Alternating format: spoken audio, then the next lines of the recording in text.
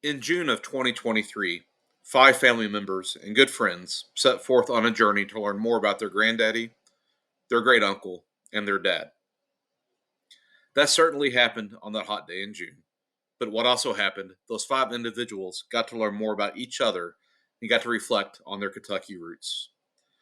This video snapshot in time does not capture an entire story, but provides a few highlights of 2 courageous families that grew up in rural Hart County, the Wilsons and Selfs, and how they navigated their way to an improved lifestyle for themselves and their families. The makers of this video are not professional documentarians, but just amateur loved ones wanting to hear a partial story of 2 brother-in-laws, Don Wilson and David Self, that are family men, business leaders, veterans, and all-around good guys. This is our video of a 76-mile leap, Logsdon Valley to Louisville.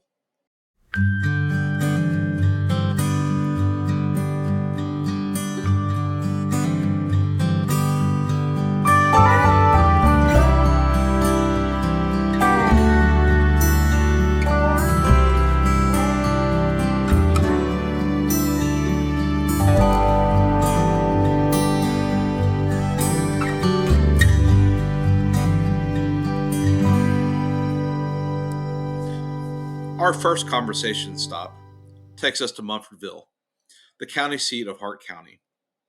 While there, we stopped and talked, toured the Hart County Historical Museum, where David actually reconnected with a former classmate, and then we sat in front of the old county courthouse as David and Don reminisced about the town growing up in a time that may have been perceived as unbridled on a national scale.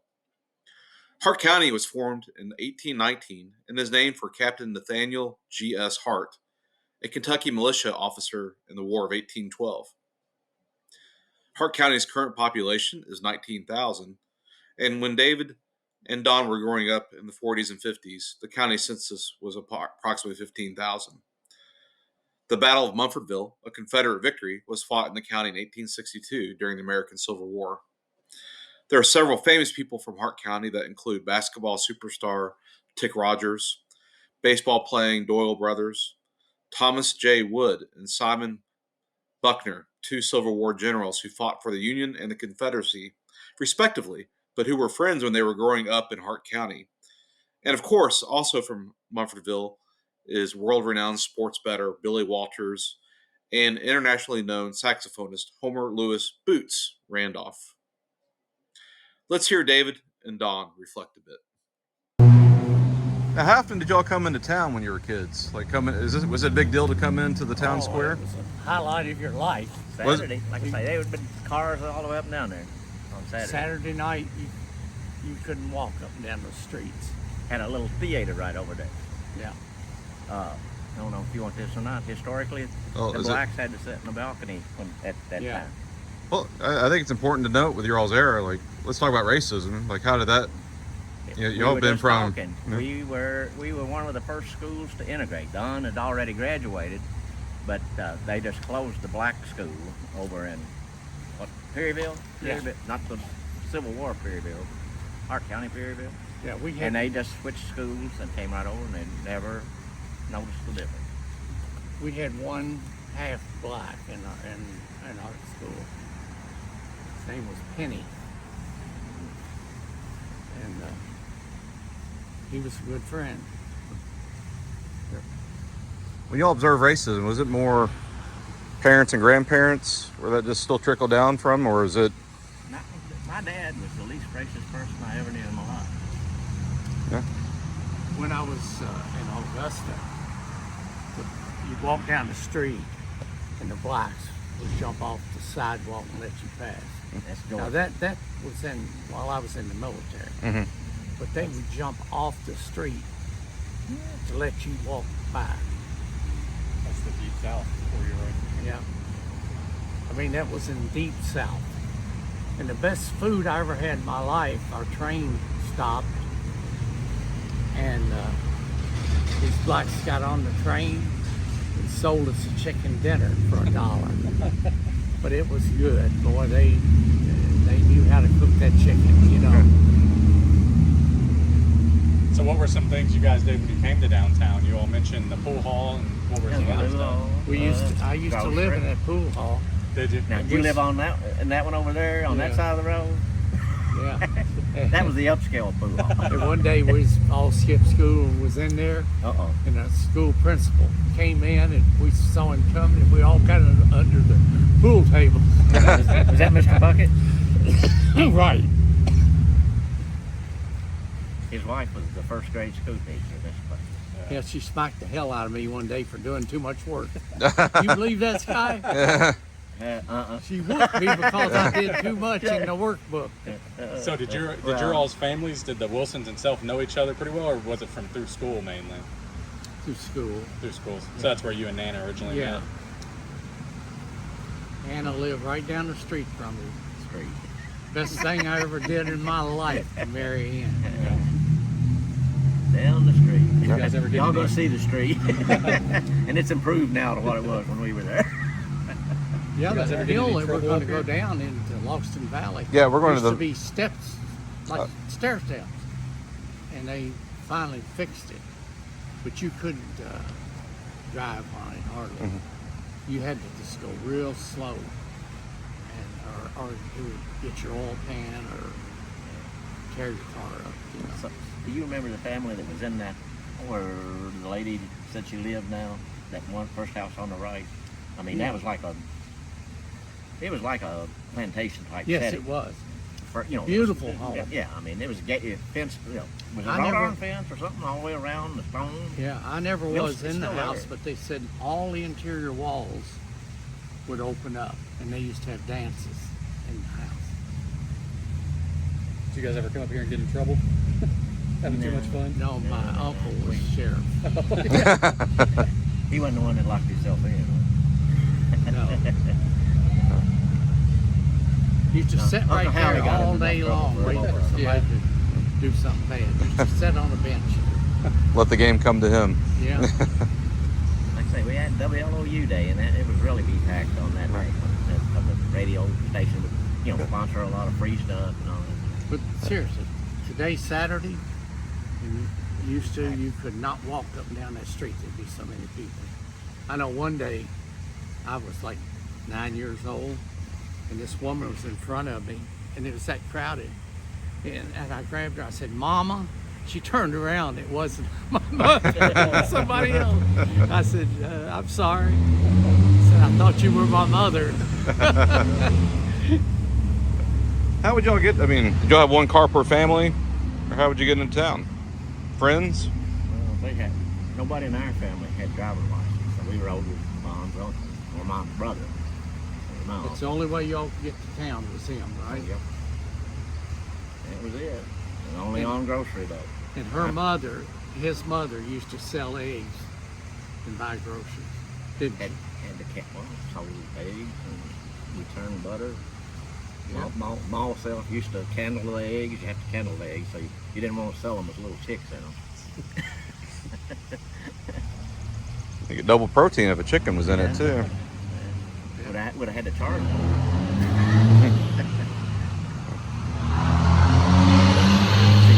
What'd y'all think of the museum? Did y'all enjoy that? I'm glad we stopped. Glad you talked us into stopping. Just looking through the yearbook. Yeah. Yeah.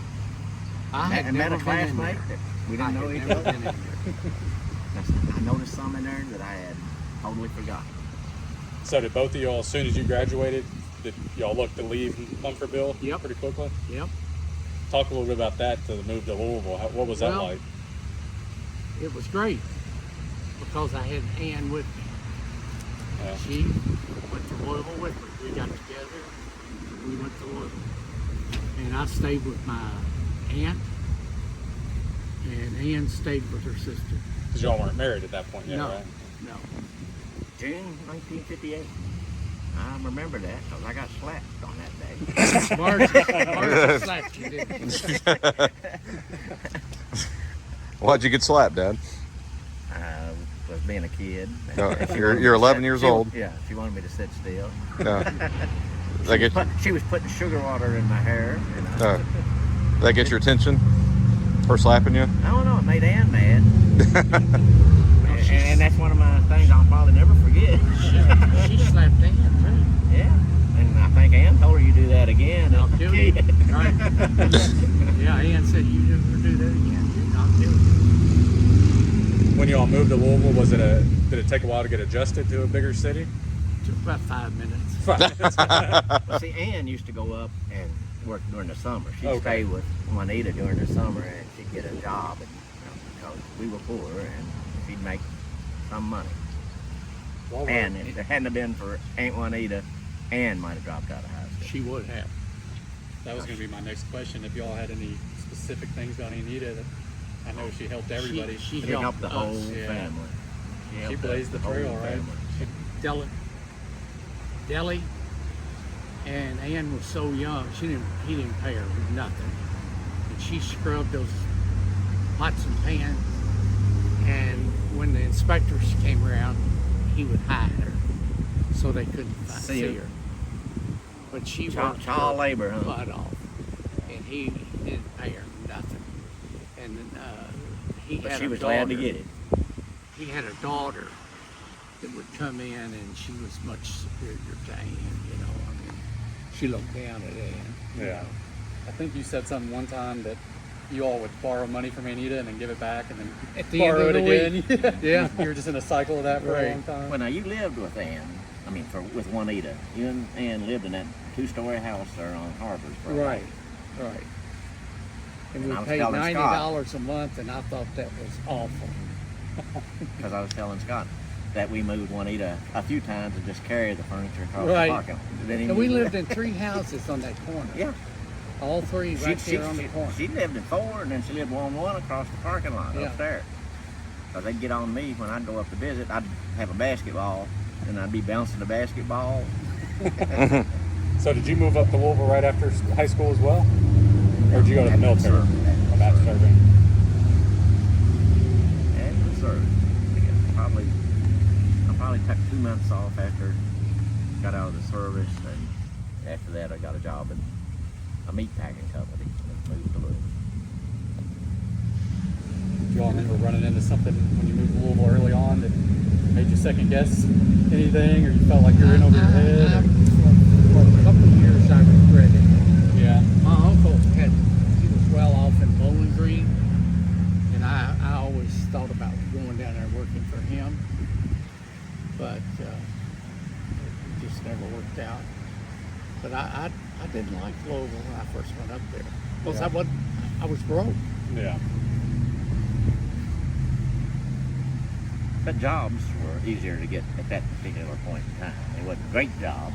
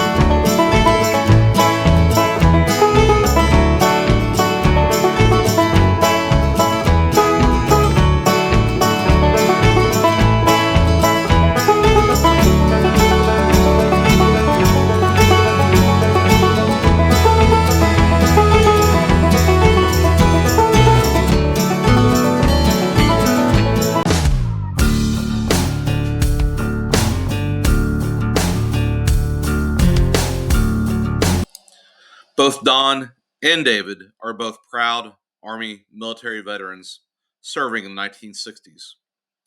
This is one of those moments when I wish we could hear all their stories from them both. Most are entertaining when they get going. Don was a military police officer. He often tells a story about a favorite sergeant of his, Sergeant Yeast. Don quips he was easy to get a rise out of. David's older brothers, Hallie and Charles, also Army veterans, advised him never to volunteer for anything, which led to David hiding out with a buddy for a few days in the barracks.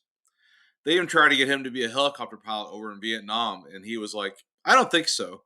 I will stay here in my accounting role near home at Fort Knox. We would have been remiss if we didn't spend time with Don and David talking about their service, so we stopped at Muldraw Hill near Fort Knox. All right, we're here at Muldraw Hill in front of a tank. It's a 62. But we thought we'd ask you about your all's military experience. Don, when were you drafted? 1960. And what was the feeling in your stomach when that happened? Do what? What was the feeling in your stomach when you got drafted? Did it make you nervous? I hated it. And then where'd you do your basic and end up serving? Fort Knox. Yep. I served in Atlanta, Fort McPherson. Okay. Yeah. It was a country club. Uh, I had it made. And how did you test into being an MP? Was that your plan when you got recruited or after you got drafted? No, they just put me there. Yeah. Yep. They Wasn't needed a request. Yeah. It was a great experience, though. Yeah. It really was. Ann went with me. She was a GS8, and I ran the 3rd Army Vehicle Registration Department. Oh. And the reason I got that, the guy that ran it, I shot a guy, and they put me in an office. They usually do that. So I'm losing my train of thought. Oh, all good. We can edit this thing. But Ann went with me. She was a GS8, and I worked in the vehicle registration. And the reason I got the position there, the Cuban crisis came up, and the guy that ran it had to go to Cuba, and I was in the office, and they made me in charge of 3rd Army headquarters. And I stayed there the rest of the time I was in the military. Gotcha. You got some favorite memories from the military time? Getting out. Yeah.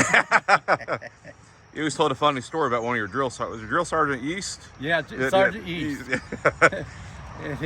We always got a rise out of him, too. Love that story. Yeah.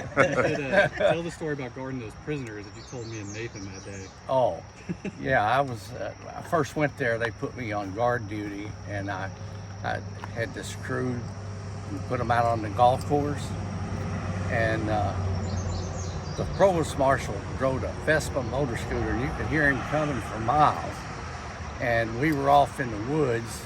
I got real close to my guys I was guarding, and I heard him coming, and I told these guys, I said, wet yourself like you're sweating, and let's run up there and get on the road before he gets here, and put your lawnmowers in port position.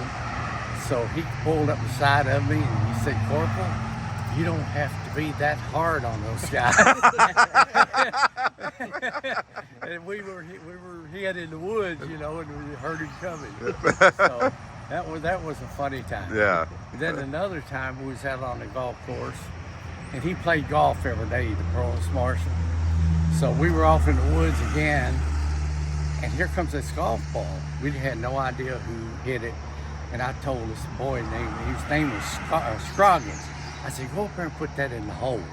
So he ran up here and put that in the hole, and next week in the newspaper, Provost Marshal makes a hole in one.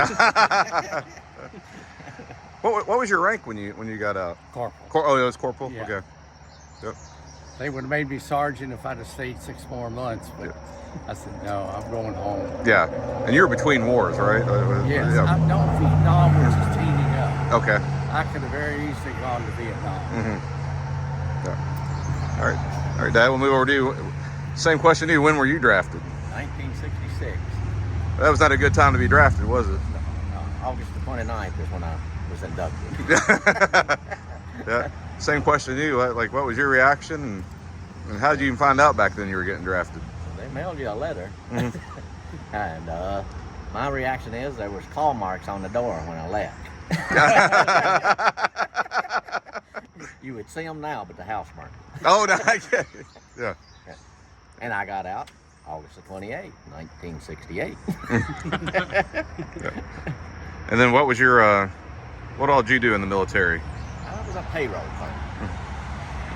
Did you have to test into that, or how do you get into, how do you become a payroll clerk? Well, I tested well on the bookkeeping test and all that.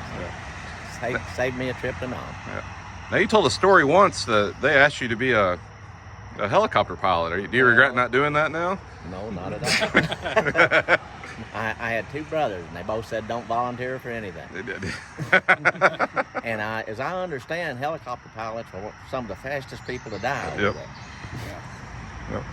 So I would have been a warrant officer if I'd have done so. And what bases were you at? You got inducted at Fort Knox, here at Fort Knox? And inducted at Fort Knox, basic at Fort Lewis, Washington, AIT at Fort Polk, Louisiana, and Fort Benjamin Harrison, Indiana, and finished my 16 months at Fort Knox.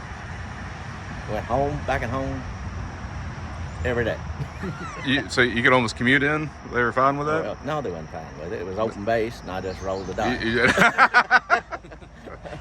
That was your military strategy, huh? Well, Yeah. I just thank goodness. Don't get shot. No wreck or nothing like Yeah. that. So it was, and I had surgery while I was in there at Arlen Army Hospital. I was in there with people that I was inducted with. One guy that went to Fort Lewis with me. There was two of us. He was from Shepherdsville, and there was only two of us out of our barracks that had to go to Fort Lewis. Everybody else got to take their basic at Fort Knox, and we got the pleasure of getting my first plane ride. 240 of us with our backpacks on a jet prop. Yeah. Well, it's great you all served. That's a big deal to our country today.